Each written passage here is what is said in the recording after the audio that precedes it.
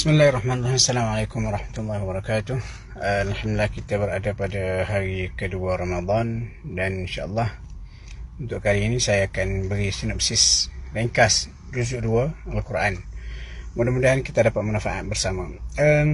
Juzuk 2 ni mengandungi surah Al-Baqarah daripada ayat 142 sampai 252 dan isu-isu yang disentuh dalam juzuk 2 antaranya isu berkaitan dengan peralihan kiblat.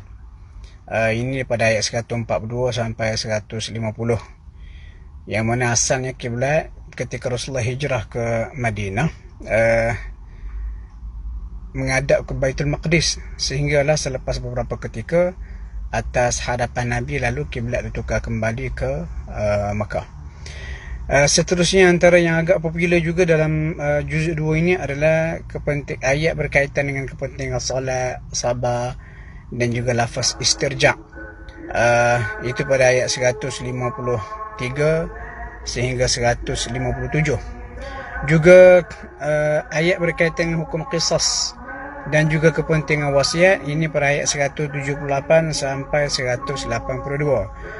Dan juzuk 2 ni juga sangat relevan dengan puasa. Kenapa? Pada ayat 183 sehingga 187 Allah Ta'ala cerita berkaitan dengan puasa dan hukum yang berkaitan dengan puasa. Juga pada ayat 196 sampai 203 ini Allah Ta'ala cerita hukum hakam berkaitan dengan haji. Dan antara yang paling menarik pada ayat 201, yang mana ayat 201 ni Allah Ta'ala cerita berkaitan dengan doa terbaik yang kita lakukan dan yang kita selalu kena baca lah.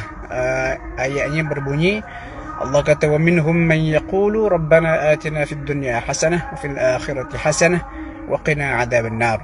Dan ini adalah doa terbaik yang boleh kita amalkan dan berada dalam juzuk yang kedua. Dan seterusnya antara isu yang besar juga dibincangkan dalam juzuk 2 adalah isu berkaitan dengan nikah, cerai, iddah, wanita yang cerai ataupun wanita yang kematian suami, adab-adab meminang wanita yang baru kematian suami tidak boleh secara terang tetapi mesti bersyarat ataupun menggunakan bahasa-bahasa kiasan. Ini semua disebut dalam juzuk 2 daripada ayat 221 sehinggalah ayat 242. Dan bahagian hujung juzuk 2 ni antara yang menarik adalah kisah selepas zaman Nabi Musa ketika Bani Israel ditindas oleh seorang raja yang bernama Talut. Lalu Bani Israel meminta bantuan daripada seorang Nabi. Walaupun ayat-ayat ini tak sebut, tapi ulama tafsir mengatakan Nabi yang membimbing Bani Israel ketika itu adalah Nabi Samuel, yang mana Nabi Samuel mendapat petunjuk daripada Allah yang selayaknya untuk dilantik sebagai pemimpin ataupun raja yang akan memimpin Bani Israel menentang Raja Jalut adalah Talut.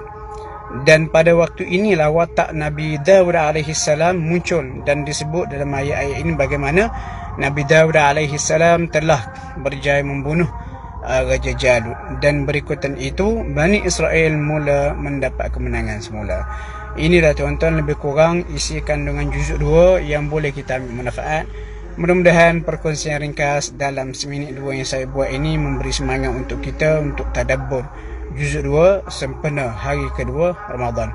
Dan insya-Allah besok kita akan bertemu lagi untuk sinopsis ringkas juzuk yang ketiga Al-Quran sempena hari ketiga Ramadan insya-Allah. Assalamualaikum warahmatullahi wabarakatuh.